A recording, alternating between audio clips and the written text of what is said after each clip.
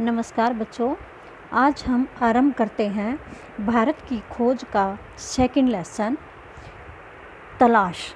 इसकी पीडीएफ मैं आपके पास भेज दूंगी, लेकिन इसको मैं संक्षिप्त रूप में आपको समझा रही हूँ। उसकी वीडियो आपके पास साथ साथ आ जाएगी, आप उसमें से पढ़ना और पीडीएफ में से पूरे लेसन को पढ़ लेना। लेक्चर 1 है हमारा, ये 8th क्लास है।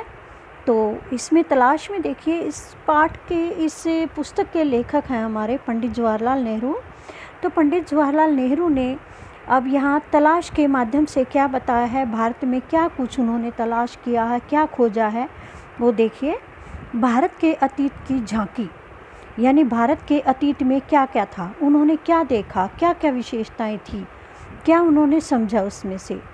पिछले कई सालों से लेखक के मन में भारत को जानने, समझने और उसके प्रति अपनी भावनाओं को व्यक्त करने का प्रयास चल रहा था। बचपन से लेकर अब तक भारत क्या है, उसकी विशेषताएं क्या हैं, उसका अतीत कैसा था, ये सब बातें लेखक के मन में घूम रही थी। इन सब विषयों पर वह विचार करता रहा है। वह प्राचीन शक्तिशाली भारत का आधुनिक विश्व से तालमेल बैठाना चाहता है। यानी प्राचीन भारत कैसा था, शक्तिशाली था या नहीं था, आधुनिक भारत कैसा है, इनके बीच के अंतर को लेखक देखना चाहता है और सोचता है, क्या भारत ने अपनी प्राचीन शक्ति को पूरी तरह खो दिया है अथवा अभी भी उसके पास कुछ बचा है। भारत लेखक के खून में रचा बसा है, फिर भी उसने भारत को एक ऐसे आलोचक के रूप में देखा जो उसके वर्तमान स्वरूप के साथ ही उसके अतीत को पाश्चात्य विचारकों की दृष्टि से देखते थे।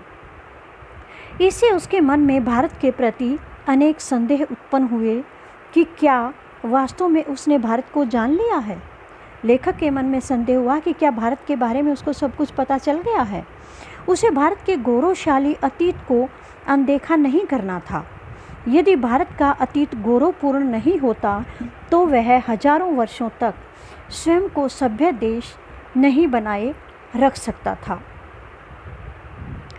भारत की इसी विशेषता को वह जानना चाहता था कि आखिर वह विशेष क्या है। भारत की विशेषता के बारे में लेखक जानना चाहता था कि भारत में आखिर क्या विशेषता है।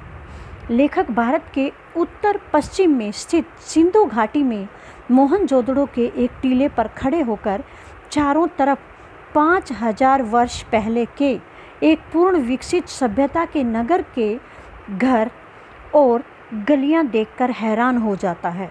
कहाँ खड़ा है लेखक? सिंधु घाटी में मोहनजोदड़ो के एक टीले पर खड़ा होकर 5000 वर्ष पहले के एक पूर्ण विकसित सभ्यता के नगर और गलियों को देखकर हैरान हो जाता है कि कोई संस्कृति अथवा सभ्यता इस प्रकार 5-6 हजार वर्षों तक भी निरंतर बनी रह सकती है। इस प्रकार भारत के मजबूत सांस्कृतिक आधार के रहस्य को लेखक जानना चाहता था। लेखक ने भारत के इतिहास तथा प्राचीन साहित्य में कुछ अंशों का अध्ययन किया था। भारत के इतिहास और प्राचीन साहित्य में से लेखक ने कुछ अंशों को पढ़ा।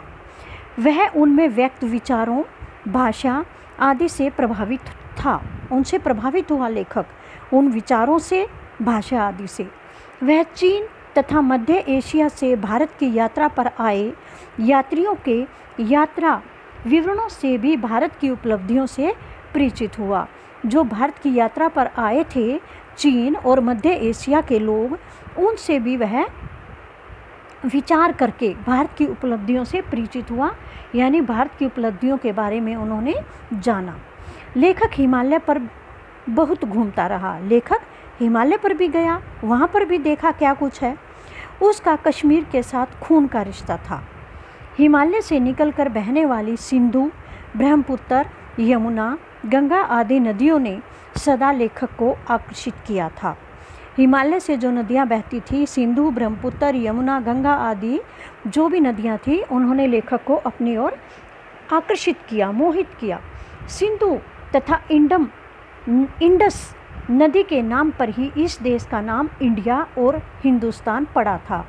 इंडिया नाम किस शब्द से पड़ा था, इंडस नदी के नाम पर पड़ा था और इसी को हिंदुस्तान कहा गया। यमुना के साथ अनेक पौराणिक कथाएं जुड़ी हुई हैं। ब्रह्मपुत्र उत्तर पूर्वी पहाड़ियों की दरारों से बहकर आती है। ब्रह्मपुत्र कहाँ से बहकर आती है? उत्तर पूर्वी पहाड़ियों की दरारों से। गंगा की गाथा तो भारत की सभ्यता और संस्कृति की कहानी है। गंगा को तो सब जानते ही हैं, भारत की सभ्यता और संस्कृति की कहानी है। लेखक ने अजंता, एलोरा और एलिफेंटा की गुफाओं तथा अन्य पुराने स्मारकों को भी देखा था। उसने आगरा और दिल्ली की प्राचीन सुंदर इमारतों को भी देखा था, जिनके पत्थरों पर भारत के गौरवपूर्ण अतीत की कहानी अंकित है। कहाँ कहाँ देखी उन्होंने भारत के पत्थरों पर भारत के गौरव की अतीत की कहानी? अजंता, एलोरा, एलिफेंटा की गुफाओं में और आगरा और दिल्ली की प्राचीन सुंदर इमारतों में।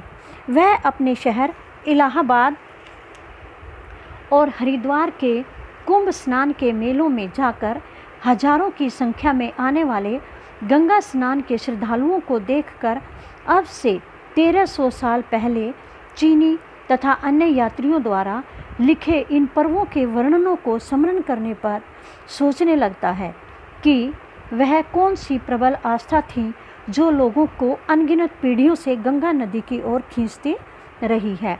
लोग गंगा स्नान करने के लिए जाते हैं ना, आपको पता भी है। कुंभ स्नान में भी जाते हैं, हरिद्वार जाते हैं। गंगा स्नान करके बहुत से यात्री अपने आप को पवित्र करते हैं, पुण्य मानते हैं। तो उन्होंने इस बात को भी यात्रियों के द्वारा सोचा कि वह कौन सी प्रबल आस्था थी जो इन लोगों को अनगिनत पीढ़ियों से गंगा नदी की ओर अपनी ओर खींचती रही है। अपने अध्ययन और यात्राओं के माध्यम से लेखक को अतीत में झांकने का अवसर प्राप्त हुआ। अपने अध्ययन से यानी पढ़ने से और यात्राओं के द्वारा लेखक को भारत के अतीत के बारे में काफ़ी कुछ जानकारी प्राप्त हुई। उसे लगा कि उसके पूर्वजों की भूमि में ऐसे लोग रहते थे जो हंसना, रोना, प्यार करना, समझना, समझाना जानते थे। यहाँ पर लोग किस प्रकार रहते थे? आपस में प्यार प्रेम से हंसना, रोना, एक दूसरे के दुख सुख को समझना और समझाना जानते थे। उन्हें जिंदगी की पूरी जानकारी थी। 2500 वर्ष पूर्व बुद्ध के द्वारा दिया गया उपदेश उनके कानों में गूंजता था। 2500 साल पहले बुद्ध ने उपदेश दिया था, वो भारत के सभी लोगों के कानों में गूंजता था। अशोक के शिलालेखों में उसे इस सम्राट की महानता का ज्ञान होता था। अशोक के जो शिलालेख थे उनसे सम्राट की यानी अशोक की महानता का भी ज्ञान होता था। तथा फतेहपुर सीकरी में विद्वानों की सभा में बैठा सम्राट अकबर उसे मनुष्य की कभी समाप्त नहीं होने वाली समस्याओं का हल तलाश करता हुआ दिखाई देता था। कहाँ पर? फतेहपुर सीकरी में सम्राट अकबर समस्याओं का हल तलाश करता हुआ लेखक को दिखाई देता था। इस प्रकार भारत के इतिहास के विभिन्न पक्ष लेखक के सामने खुलते जा रहे थे और उसे इतिहास के 5000 वर्षों से चली आ रही इस सांस्कृतिक परंपरा का निरंतर गतिमान रहना कुछ अजीब लग रहा था। यानी 5000 वर्षों से चली आ रही सारी सांस्कृतिक परंपरा के बारे में उन सब के बारे में लेखक को पता चल रहा था। अगला इसके बाद अगली वीडियो में पढ़ेंगे।